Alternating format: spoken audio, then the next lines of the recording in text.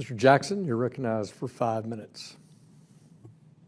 I'd first like to give a very special, heartfelt thank you to each of you for coming, and like to also apologize in advance for the pain that you endure, that you suffer, and that we ask you to recount over and over again, for the wounds that have not healed it, for the friends and family that have been also casualties from your pain and sacrifices.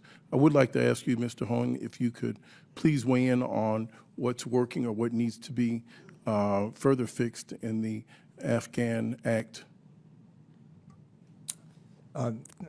Thank you, Congressman. So the Afghan Adjustment Act, like I mentioned, is, I think, one of 3 things that Congress should look at going forward. Passing that act, as my fellow panelist, Mr. Lucier mentioned, adjusts the status of various Afghans, enlarges that status, and also reinserts Congress's appropriate role in oversight.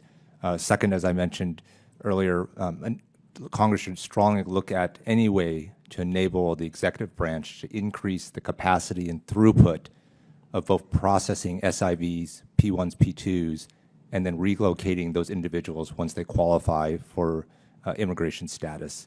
And third, I echo the comments made by various members that we need to conduct thoughtful, non-political accountability with the goal of preventing what happened in August 2021 from ever happening again.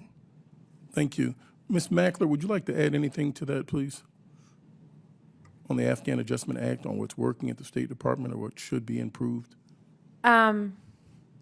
There's various questions there. On the Afghan Adjustment Act, I think it's a thoughtful piece of legislation that's been worked on by both sides, and probably represents the best that we can do right now for Afghans who are here and for allowing for continued relocations. I think it is urgent that it pass. We need to give the Afghans who are here need the confidence to know that they have pathways and that their future is not uncertain past August.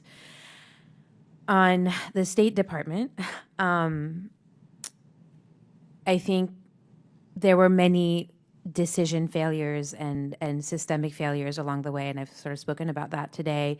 I will say that since August 15th, 2021, we have seen innovation and we have seen them step up, probably not enough.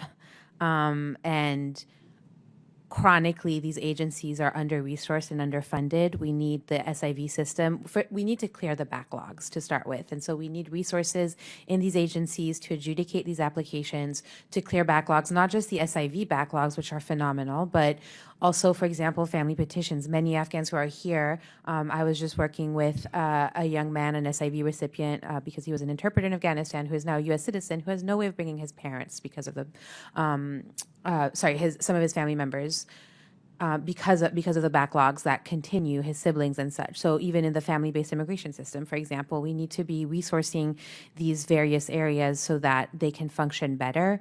I think at the State Department, the CARE team has shown us what public-private partnership can look like and how effective it can be, and so we need to resource that. We should create the Ombudsman for Allies office, probably within the Department of State, to make sure that these issues no longer happen. I think these are all starts. These are all in my written testimony if you need more details. Thank you very much. And if you will, if I can call you Colonel Mann, promotion. For the soldiers that are home, and I know it doesn't necessarily fall within our jurisdiction, but what can we do for the soldiers? It pains me.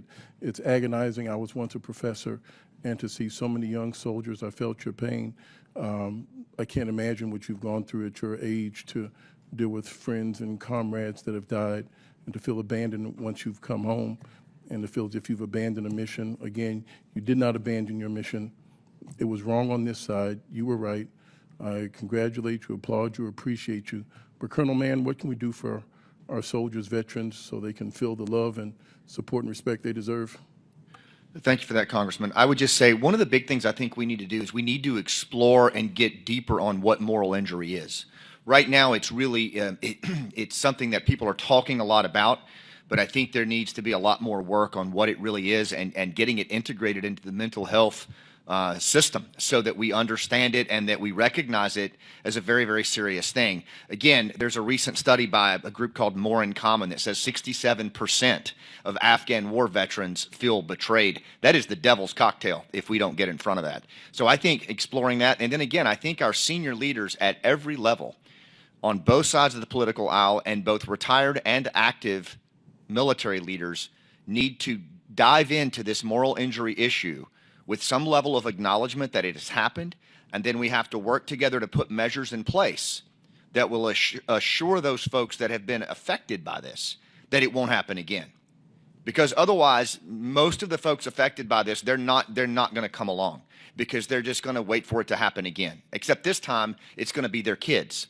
And I think that's why we're seeing issues with recruiting, retention, public trust in the military has dropped, 11 points since the collapse. So I think the leadership involvement on this and really getting honest and talking about it, both in the active duty community, reserve community, and in the retired officer and senior enlisted community, that's what it's going to take to move from injury to recovery. Gentleman yields back.